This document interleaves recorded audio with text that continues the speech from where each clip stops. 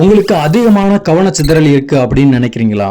உங்களால ஒரு விஷயத்த சரியா ஃபோக்கஸ் பண்ண முடியாத நிலையில இருக்கீங்களா? உங்களுக்கான வீடியோ தான் இது. ஹவு டு ஃபோக்கஸ் ப்ராப்பர்லி அப்படிங்கிற மாதிரி நிறைய விஷயங்கள் யூஸ்ஃபுல்லா இருக்கிற மாதிரி இந்த வீடியோல நான் உங்களுக்கு ரெடி பண்ணிருக்கேன். அதை தான் இப்ப ஷேர் பண்ண போறேன். இன்னைக்கு இருக்கிற நிலைமையில நம்மளால ஒரு விஷயத்த ஃபோக்கஸ் பண்ண முடிஞ்சா அது நம்ம கிட்ட இருக்கக்கூடிய ஒரு சூப்பர் பவர் அப்படின்னு தான் சொல்லணும். ஏன்னா அது நிறைய பேரால முடியாத ஒரு விஷயமா இருக்கு. ஏதோ ஒரு சின்ன விஷயத்த ஃபோக்கஸ்டா இருக்கலாம் அப்படின்னு முயற்சி பண்ணுவோம். அது நமக்கு ரொம்ப கஷ்டமா இருக்கும். இன்னும் சொல்ல போனா நம்மளால ஒரு 10 நிமிஷம் கூட ஒரு விஷயத்துல கவனம் செலுத்த முடியறது இல்ல.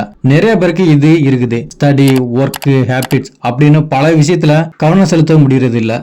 இதனால கவலையும் வருத்தமும் அப்படிங்கிறது நமக்கு இருந்துகிட்டே இருக்கும். சரி, எப்படி நம்மளோட ஃபோக்கஸை இன்க்ரீஸ் பண்ணணும், எப்படி நம்மளோட வேலையில கவனமா இருந்து அது எப்படி சரியா செய்யணும் அப்படிங்கிற விடையை தேடி தான் நம்ம எல்லாருமே ஓடிட்டு இருக்கோம். அதுக்கான சொல்யூஷனை இந்த வீடியோ உங்களுக்கு கொடுக்கும். நம்ம ஒரு இலக்கை தீர்மானிச்சு அதுல கவனம் செலுத்தி வேலை செஞ்சோம் அப்படின்னா நம்ம நினைச்ச ரிசல்ட்டை அச்சீவ்மெண்ட் பண்ணி இருக்க முடியும். ஆனா அதுக்கு சில விஷயத்த கட்டாயமா செஞ்சாகணும்.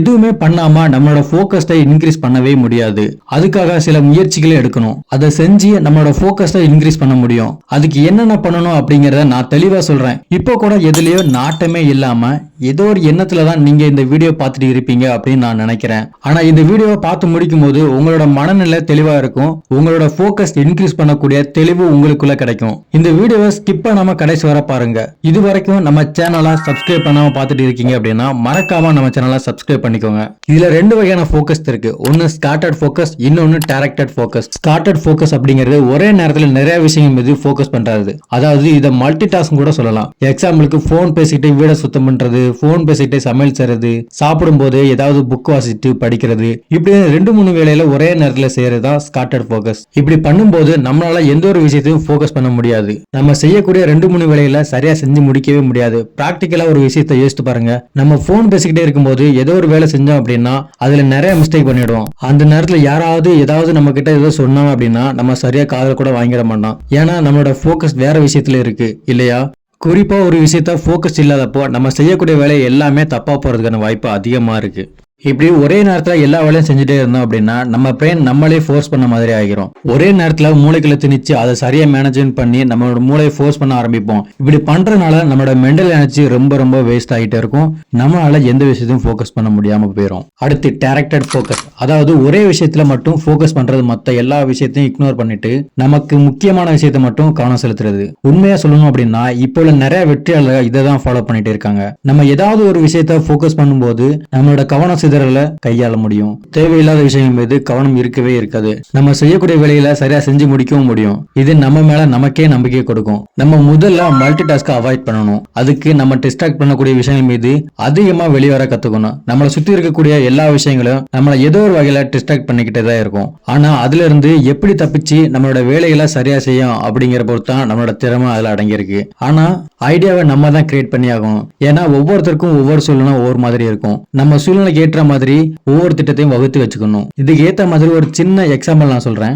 இப்ப நீங்க எந்த டிஸ்ட்ராக்ஷனும் இல்லாம ஒரே இடத்துல உங்களோட படிப்பை ரொம்ப போக்கஸா படிச்சுட்டே இருக்கீங்க அப்படின்னு நீங்க நினைச்சுக்கோங்க. உங்களுடைய அம்மா சடனா சொல்றாங்க இன்னும் 1/2 மணி நேரத்துல சாப்பாடு ரெடி ஆயிரும் அப்படின்னு சொல்றாங்க. உங்களுடைய கவனம் எங்க போகும்? மெல்ல சாப்பாடு பக்கம் போகும். இந்த அனுபவம் உங்களுக்கு இருந்துச்சு அப்படின்னா மறக்காம கமெண்ட் பண்ணிருங்க. ஏன்னா இந்த அனுபவம் எனக்கும் இருக்கு. இப்ப நான் சொல்ல போறத நல்லா நோட் பண்ணிக்கோங்க. உங்களோட நோட் எடுத்துக்கோங்க. உங்களுக்கான டாஸ்க அதுல எழுதுங்க. அது எழுதுனதுக்கு அப்புறம் நீங்க திரும்ப அதை பார்த்துக்கிட்டே இருங்க. இப்படி பார்க்கையில உங்களோட டாஸ்க் முடிக்கணும் அப்படிங்கிற எண்ணம் உங்களுக்குள்ள வர ஆரம்பிக்கும். இதனால உங்களோட ஃபோக்கஸ் இன்னும் அதிகரிக்க ஆரம்பிக்கும். சோ இதே மாதிரி நம்மளோட ஃபேமிலி, ஃப்ரெண்ட்ஸ், சுத்தி இருக்கவங்க எல்லாருமே எந்த அளவுக்கு நம்ம டிஸ்ட்ராக்ட் பண்றாங்களோ அதை விட அதிகமான டிஸ்ட்ராக்ட் ஆகக்கூடிய வேண்டிய விஷயம் ஒண்ணு இருக்குன்னா அது மொபைல் தான். இந்த மொபைல் இருக்கிறதுனாலதான் நம்மளால ஒரு விஷயத்த ஃபோக்கஸ் பண்ண முடியல. ஒருவேளை ஃபோக்கஸ்டா இருக்கலாம் அப்படின்னு ஏதோ ஒன்று படிக்கிறதுக்கோ ஏதோ ஒர்க் பண்ணலாம் போவோம். அப்போது இந்த மொபைலை நம்ம தூக்கிட்டே வச்சிருப்போம். அந்த நேரத்துல நம்ம ஃபோக்கஸ்டா ஒர்க் பண்ணும்போது ஏதோ ஒரு மெசேஜோ ஏதோ ஒரு ஃபோன் காலோ வரும்போது நம்ம அதுல இருந்து விட்டுருவோம். அதுக்கப்புறம் இது மெசேஜ் பண்ணும், ஒரு நிமிஷம் தானே அப்படின்னு ஆரம்பிக்கிறது தான். அது அப்படியே காலையில இருந்து விடிய ஃபுல்லா யூஸ் பண்ணிட்டே இருப்போம். இதனால நம்மளோட டிஸ்ட்ராக்ஷன் ரொம்ப அதிகரிக்குது. ஸோ இந்த மொபைல் அடிக்ஷன்ல இருந்து வெளியே வர கத்துக்கோங்க ஃபர்ஸ்ட். இப்போ நம்ம அதிகமா டிஸ்ட்ராக்ஷன் ஆகக்கூடிய வேண்டிய 2 விஷயத்துல சொன்னேன். ஒன்னு ஃபேமிலி மெம்பர்ஸ், ஃப்ரெண்ட்ஸ், சுத்தி இருக்க பீப்புள், இன்னொன்னு மொபைல். இதெல்லாம் ஓகே.